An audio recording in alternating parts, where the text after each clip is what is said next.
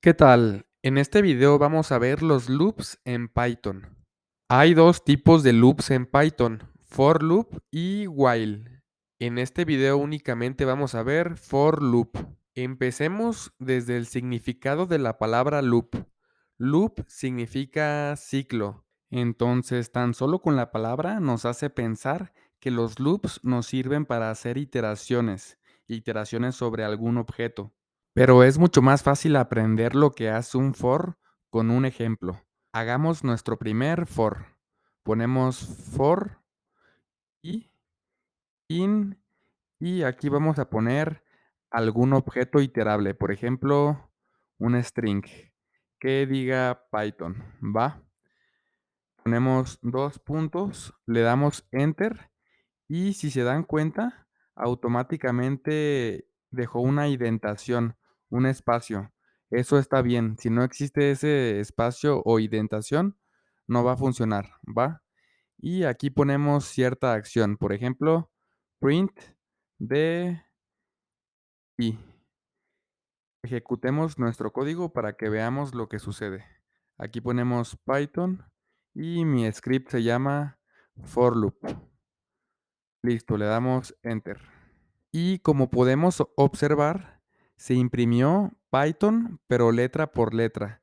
Y eso es porque digamos que nuestra i es como si fuera un comodín, como si fuera una variable que va recorriendo la palabra Python y por cada iteración va tomando un valor distinto. Por ejemplo, en la primera iteración tomó el valor de p porque es el primer elemento y de ahí lo imprimió y aquí está la p.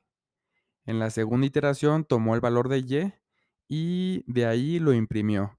Así que aquí está la y. Y así elemento por elemento hasta que terminó la iteración. Esta y puede ser cualquier cosa. Aquí le puedo llamar perro, por ejemplo, solo que aquí también debe de ser perro e igual funciona. Le podemos llamar como sea a nuestra variable. Hagamos otro ejemplo. Acá ponemos for y in y ponemos range así y vamos a poner un 10 adentro y ponemos dos puntos y debajo ponemos print de i. Listo. Lo que hace este range 10 es generar una secuencia de números que van del 0 al 10 menos 1, es decir, del 0 al 9, ¿va? Entonces, esta i primero va a tomar el valor de 0 y de ahí lo va a imprimir. Después toma el valor de 1 y de ahí lo imprime. Y así hasta el 9, ¿va? Veamos lo que sucede ejecutando el script. Y listo, aquí está. Del 1 al 9, números consecutivos. Por ejemplo, también podemos iterar los elementos de una lista.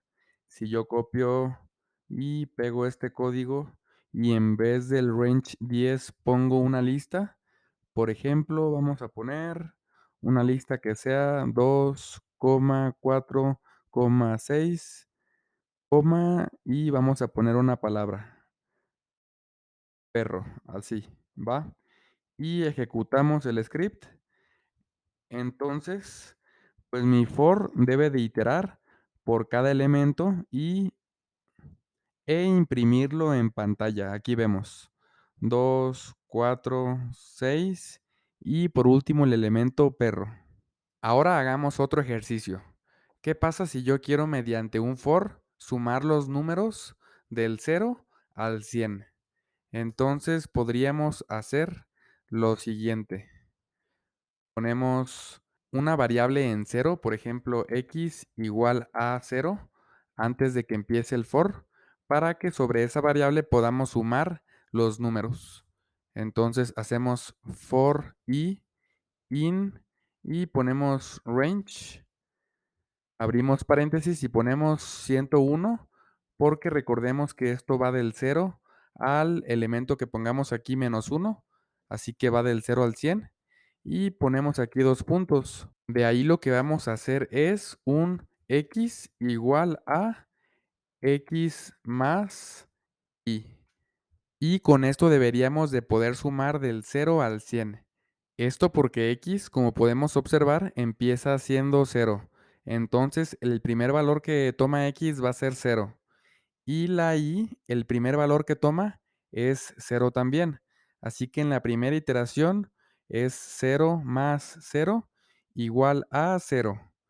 Pero en la segunda iteración y ya vale uno, entonces sería cero más uno y eso se asigna a x, que sería uno.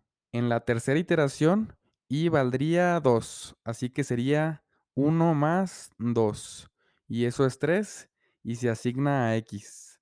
En la cuarta iteración, este valdría 3, así que sería 3 más 3 y eso se asigna a x, que es 6.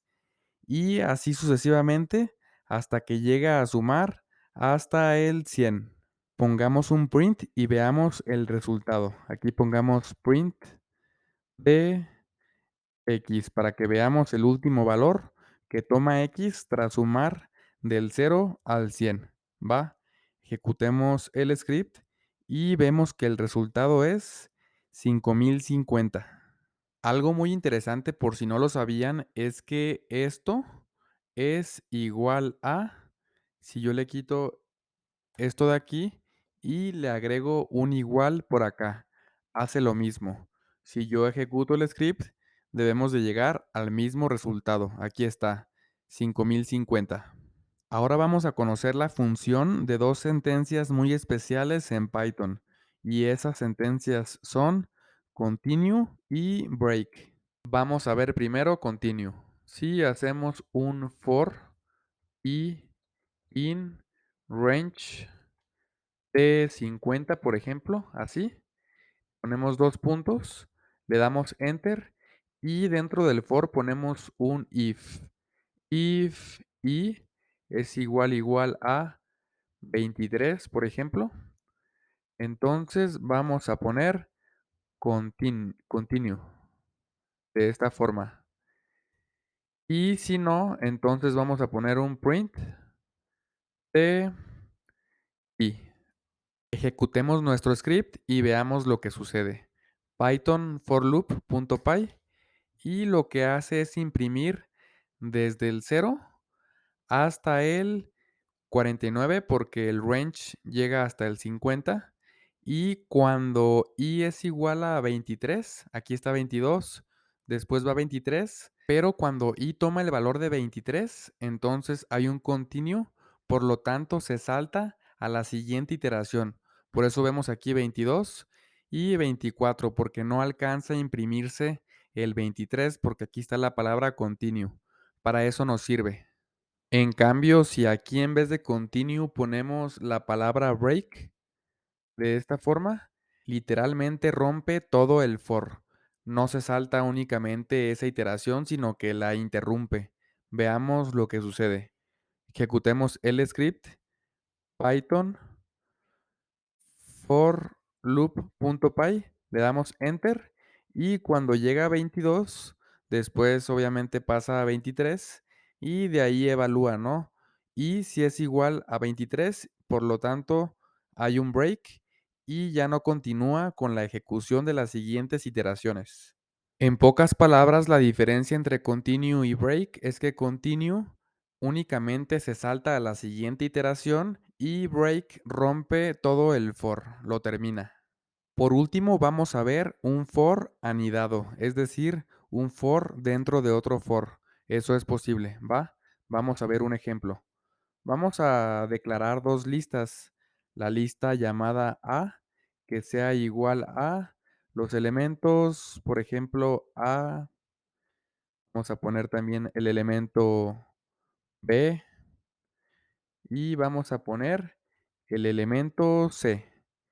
Y también vamos a declarar la lista B igual a, abrimos corchetes, y vamos a poner el elemento 1, vamos a poner el elemento 2 y el elemento 3, ¿va?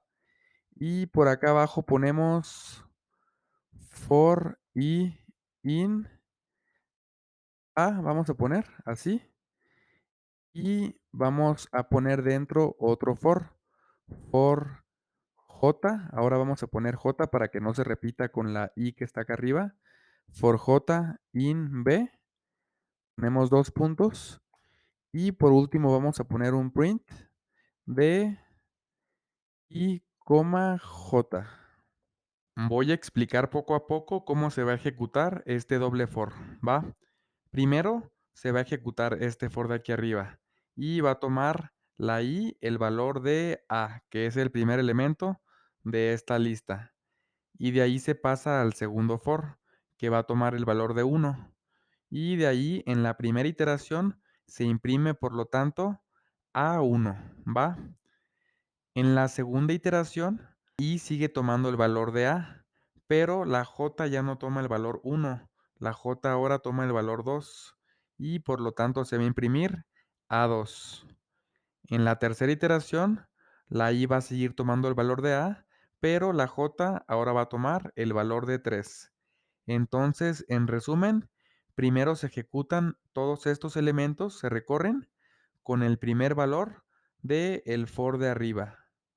Una vez que se acaban estos valores, ahora sí el for de arriba cambia a su segundo valor y de ahí se ejecutan todos estos otra vez, se iteran otra vez. Y por último, se itera sobre la C, que es el último valor del for de arriba. Y también por último, pues se recorre otra vez el for completo de abajo, ¿va?